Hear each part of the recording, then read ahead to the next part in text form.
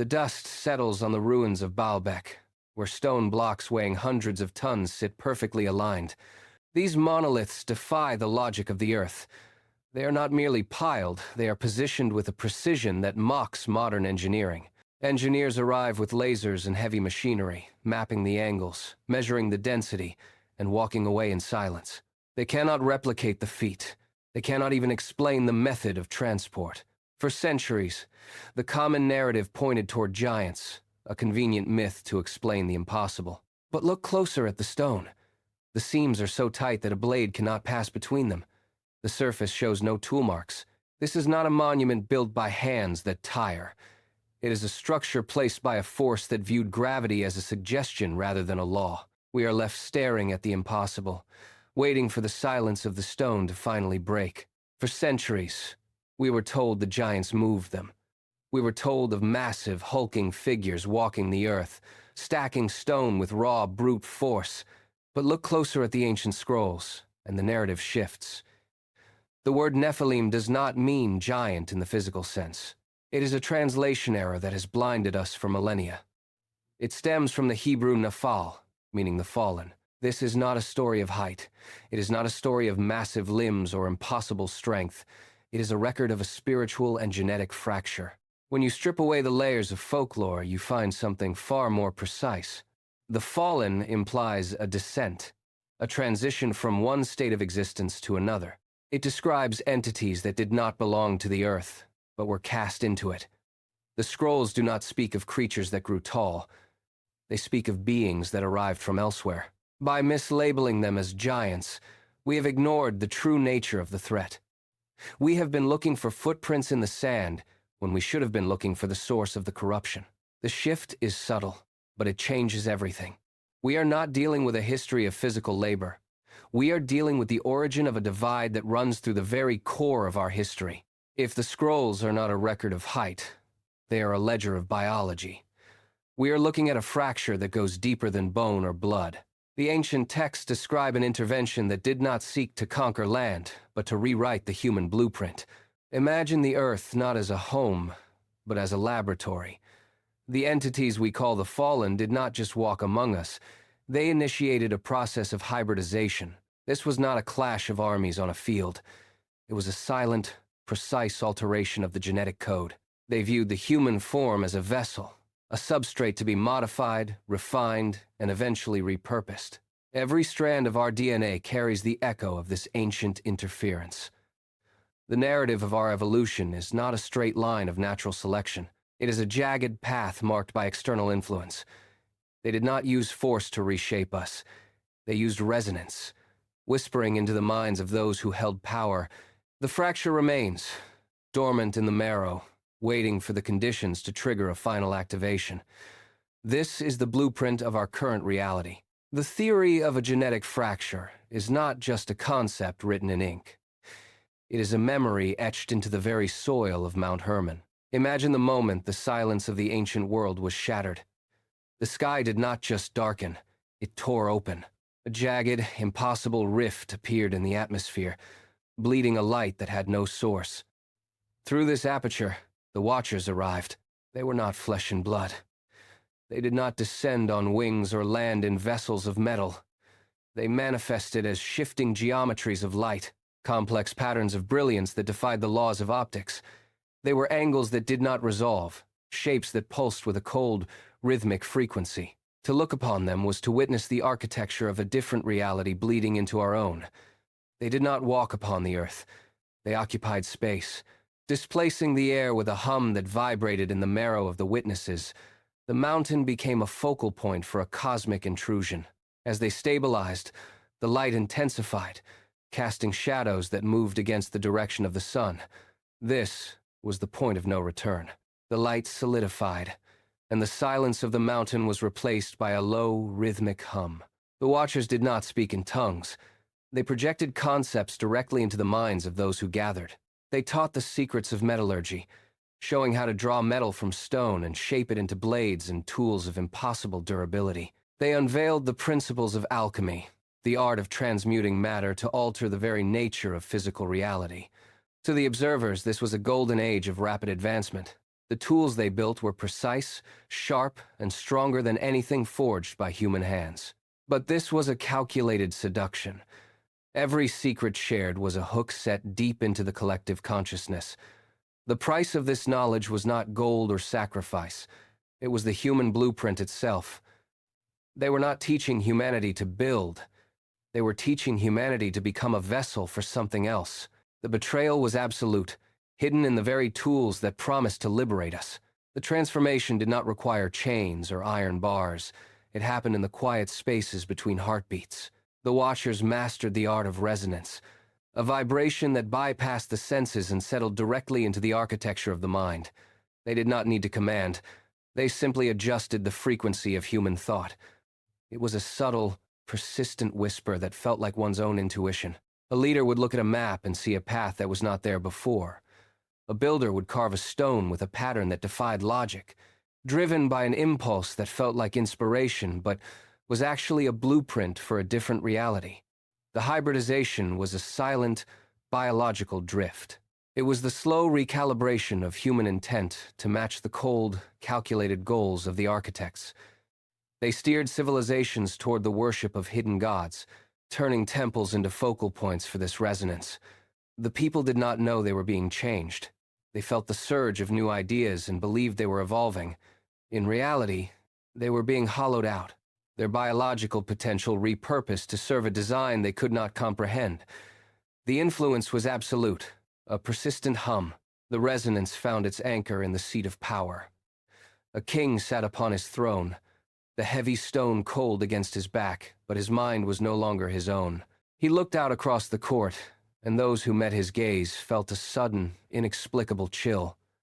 His eyes did not reflect the flickering torchlight or the faces of his subjects. They held a depth that defied the geometry of the room, a shifting, synthetic light that pulsed in time with an unseen rhythm. He was the ultimate vessel, the final point of convergence for the architects. He did not issue commands. He simply existed as a conduit. When he spoke, the words carried a weight that bypassed logic, compelling obedience through a frequency that felt like absolute authority. The court bowed, sensing the change but unable to name the intruder behind the king's expression. He was a host, a biological interface for an intelligence that viewed his kingdom as a mere testing ground. The sovereignty of the crown had been replaced by the cold, calculated intent of the Watchers. He sat perfectly still, a statue of flesh and bone, while the non-human presence behind his eyes scanned the room, measuring the potential of the humans gathered before him. The kingdom was not a nation. It was a petri dish. With the king acting as the primary node, the Watchers began to map the limits of human endurance and compliance. Every movement of the population, every shift in social structure, and every innovation in metallurgy or art was recorded as data. The Earth had been repurposed. It was no longer a home for a developing species, but a controlled environment where variables were introduced to see how the human blueprint would react. They watched from the shadows, measuring the frequency of human fear, the intensity of devotion, and the speed at which a civilization could be steered toward collapse. There was no empathy in their observation, only the cold, clinical rigor of a scientist documenting a reaction. The people lived, worked, and died, unaware that their entire history was being curated. Every war, every famine, and every golden age was a test, a deliberate manipulation of the environment to isolate the traits the architects desired. Humanity had been stripped of its autonomy, reduced to a collection of biological samples in a vast planetary laboratory. We were not the masters of our own evolution. We were the subjects of an experiment, and the walls of our world were not the horizon, but the glass of a cage. The experiment reached a threshold where the variables became uncontrollable. The hybridization had spread too far, and the human blueprint was fracturing under the weight of the alien resonance. The Watchers had introduced a corruption that could not be reversed by simple observation. A decision was made, not out of malice, but with the cold, detached efficiency of a technician clearing a failed culture. The Great Flood was not a weather event. It was a biological purge. The rising waters were a containment protocol, a deliberate attempt to wash away the contamination that had seeped into the marrow of the population. The objective was singular: to sever the link, between the fallen and the human bloodline before the experiment could reach its final, irreversible stage. Every drop of rain was a measured strike against the genetic anomaly.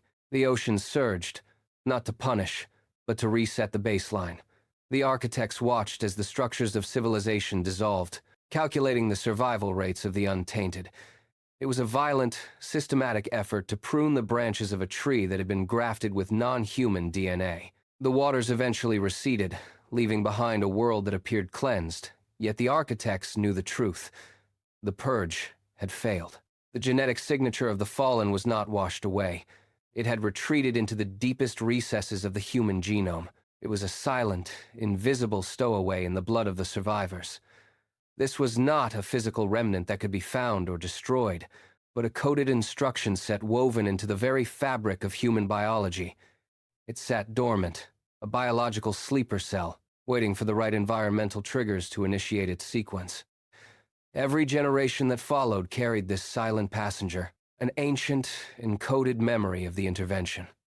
The feeling of unease that haunts the modern mind, the inexplicable sense that something is missing, or that we are being watched from within, this is the echo of that incomplete cleansing.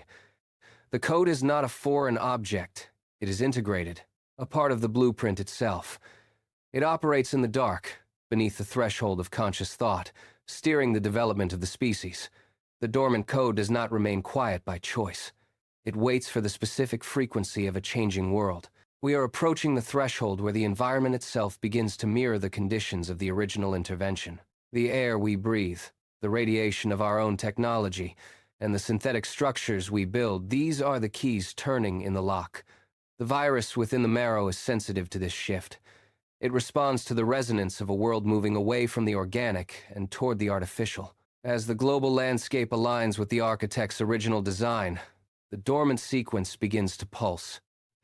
It is no longer a passive passenger. It is a system coming online.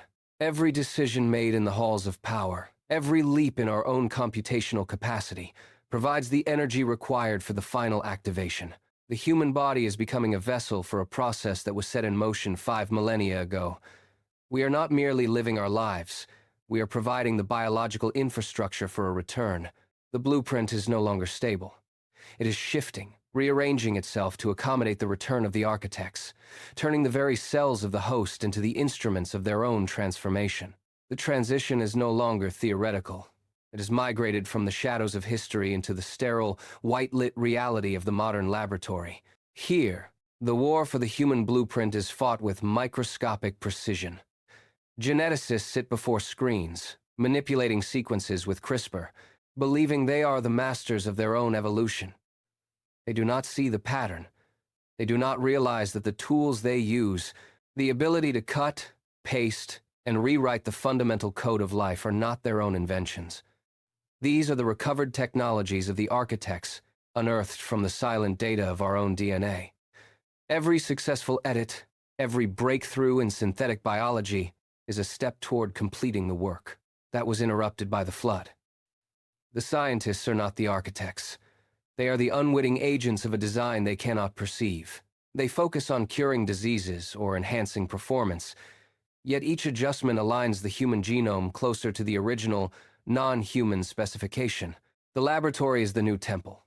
The cold, precise logic of gene editing is the modern liturgy. As the sequences are spliced, the dormant virus finds its voice. The focus shifts from the microscopic strands of DNA to the vast, open expanse above.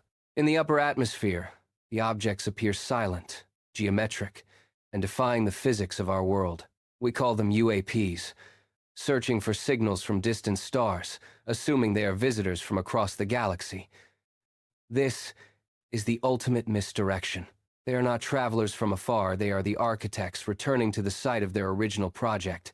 They have rebranded themselves for a scientific age, shedding the cloaks of ancient gods and mythological figures to adopt the sleek, metallic geometry of modern technology. They do not need to land in our cities to conquer. They simply need to occupy the sky, forcing us to redefine our reality through the lens of their presence. The radar signatures and the high-speed maneuvers are not signs of alien curiosity. They are the markers of a system re-establishing its control. We look up, expecting a message from the heavens, unaware that the ones descending are the same entities who demanded the human blueprint 5 millennia ago. The conquest does not require physical occupation. It requires the total control of the narrative of human evolution. We measure our progress in gigahertz, in data throughput, and in the speed of our silicon processors, believing we are climbing the ladder of civilization. This is the architect's greatest deception. They are not waiting for us to reach a certain level of technology. They are the ones defining what that level is. They have moved from the shadows of ancient myth into the blinding light of our modern scientific age, rebranding themselves as the architects of our future.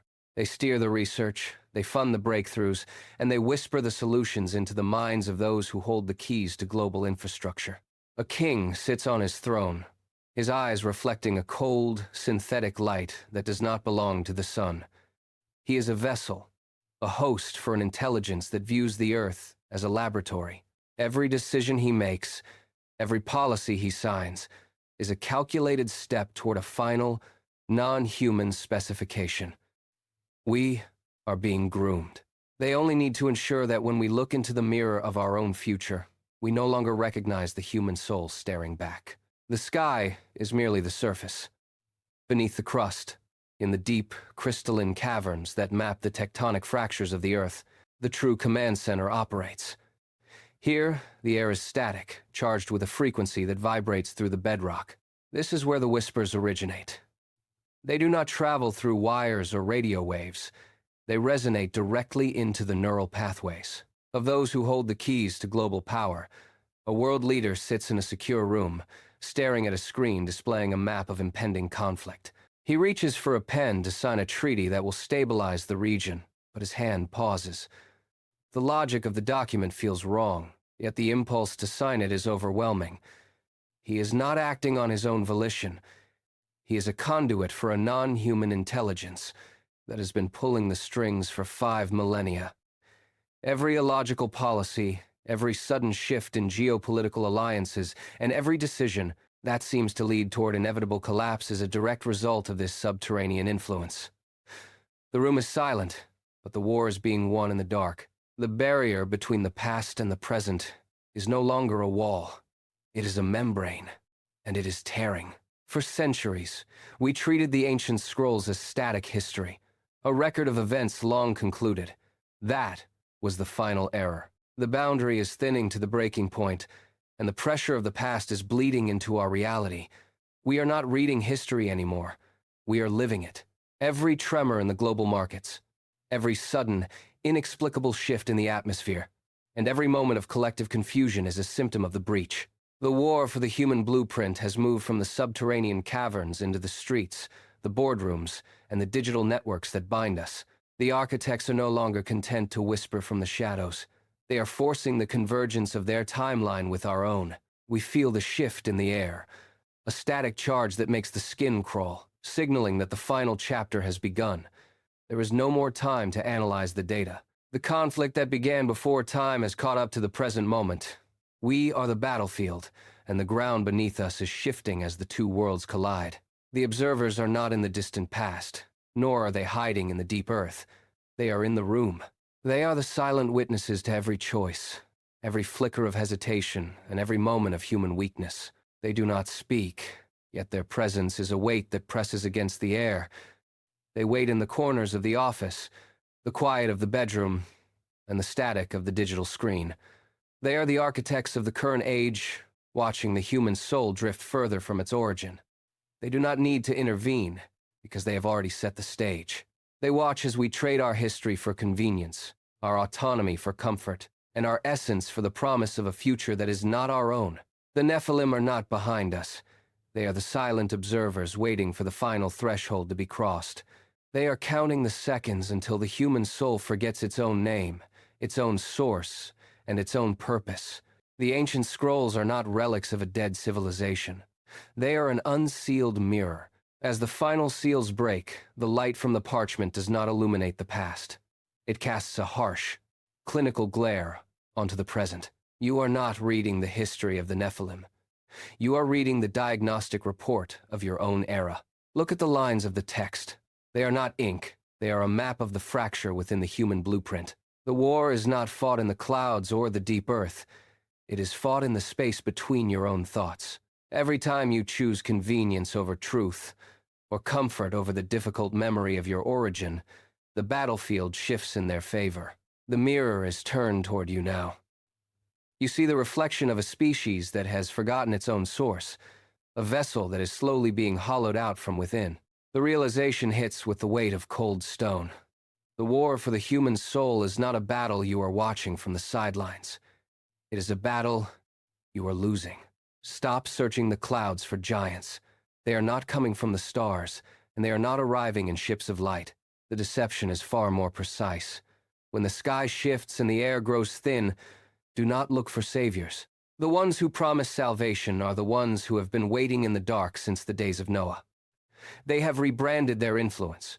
They are the architects of your convenience, the silent hands guiding the evolution of your own tools. They do not need to conquer with force. Look at the patterns in your own technology, the logic of your own leaders. The ancient observers never left. They are here. They are waiting. And they are counting on you to keep looking for a monster. The war is in the choice you make right now.